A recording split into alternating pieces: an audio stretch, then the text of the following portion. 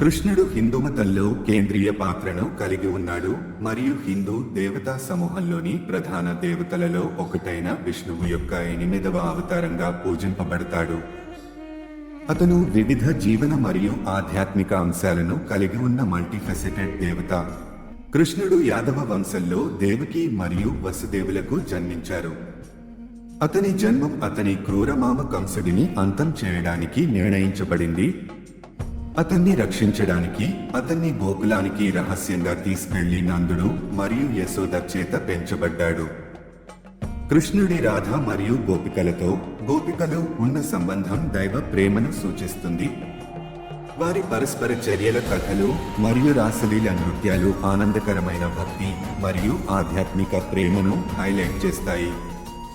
వేణువు కృష్ణుడి మంత్రముగ్ధమైన వేణువు సంగీతం అతని వ్యక్తిత్వంలో ఒక ముఖ్యమైన అంశం. మనుషులని మరియు జంతువులని ఆకర్షించడం మరియు దైవ ఆకర్షణను సూచించడం.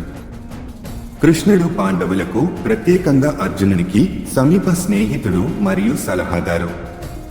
కురుక్షేత్ర యుద్ధ భూమిపై కృష్ణుడు అర్జునుడికి భగవద్గీతను ఉపదేశిస్తాడు, అతని సందేహాలు మరియు నైతిక సందిగ్ధతలను పరిష్కరిస్తూ.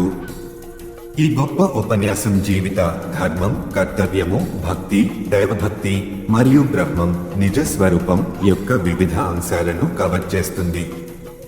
కృష్ణుడు భక్తి మార్గాన్ని ముఖ్యంగా ప్రాధాన్యత ఇస్తాడు. భక్తులను దైవానికి శరణాగతి చేయించి దైవంతో వ్యక్తిగత సంబంధాన్ని ఏర్పరచాలని ప్రోత్సహిస్తాడు.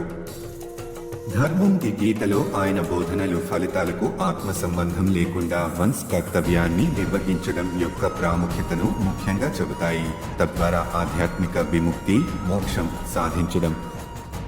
బృందావనం విడిచిన తర్వాత కృష్ణుడు ద్వారక రాజ్యాన్ని స్థాపించాడు.